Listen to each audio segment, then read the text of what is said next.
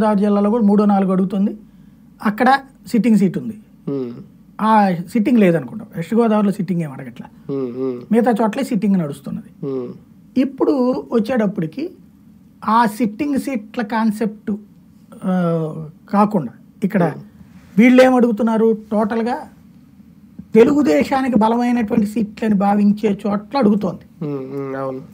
విజయవాడ అడుగుతోంది, నరసరావుపేట అడుగుతోంది, ఏలూరు అడుగుతోంది, రాజమండ్రి అడుగుతోంది, విశాఖపట్నం అడుగుతోంది, నరసాపురం అడుగుతోంది, హిందూపురం అడుగుతోంది, తిరుపతి అడుగుతోంది. 8 సీట్లు ఇవి వాళ్ళు అడిగింది. అవే జనసేనకే కావాలి, అవే టీడీపీకి కావాలి. అంటే తిరుపతి ఎంపీ జనసేన కూడా అక్కర్లే, ఎమ్మెల్యే చాలు. అంటే బీజేపీ రత్నప్రభ ఉంది కాబట్టి అక్కర్లే. హిందూపురం కూడా వాళ్ళకి రాయలసీమలో పెద్ద పేచీ లేదు, కానీ గోదావరి జిల్లా విశాఖలోనే పేచీ. ఎందుకంటే ఇవన్నీ తెలుగుదేశం బలమైన సీట్లు అనుకునేటువంటి చోట్ల అడుగుతున్నారు. విజయవాడలో కూడా పెద్ద అవసరం లేదనుకుంటా. ఇంకా నానీట్ వచ్చేసాక వాళ్ళకి ఇంకెవరు, చిన్ని ఉన్నాడు కదా, చిన్ని ఉన్నాడు. లేకపోతే అవసరమైతే అశ్విని దత్ వస్తాడు. తెలుగుదేశానికి విజయవాడ సిట్టింగ్ సీట్ కాబట్టి అందులో 2 సార్లు వరుసగా గెలిచిన సీట్ కదా.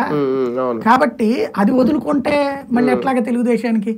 అందులో గతంలో ఎప్పుడు వదులుకోవాలి విజయవాడ, ఎప్పుడు ఏనాడు పొత్తుల్లో కూడా వదులుకోలేదు. అది అటు ఇచ్చారు కానీ రాజమండ్రి నరసాపురం అది ఇచ్చారు కదా అంతకుముందు.